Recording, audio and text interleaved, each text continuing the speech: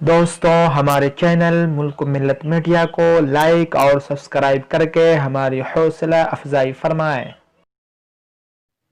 السلام علیکم ورحمۃ اللہ وبرکاتہ۔ تلاوت قرآن مجید کے فضائل و آداب۔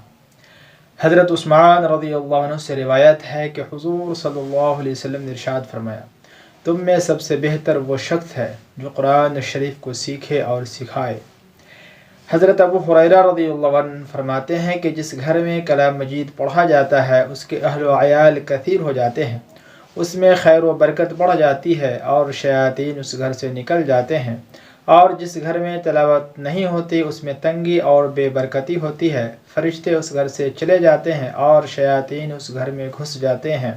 احیاء نے حضرت علی رضی اللہ عنہ سے نقل کیا ہے کہ جس شخص نے نماز میں کھڑے ہو کر کلام پاک پڑھا اس کو ہر حرف پر 100 نیکیاں ملے گی، اور جس شخص نے نماز میں بیٹھ کر پڑھا اس کے لیے 50 نیکیاں، اور جس نے بغیر نماز کے وضو کے ساتھ پڑھا اس کے لیے 25 نیکیاں، اور جس نے بلا وضو پڑھا اس کے لیے 10 نیکیاں، اور جو پڑھے نہیں بلکہ صرف پڑھنے والے کی طرف کان لگا کر سنے اس کے لیے بھی ہر حرف کے بدلے 1 نیکی ہے۔ فضائل قرآن۔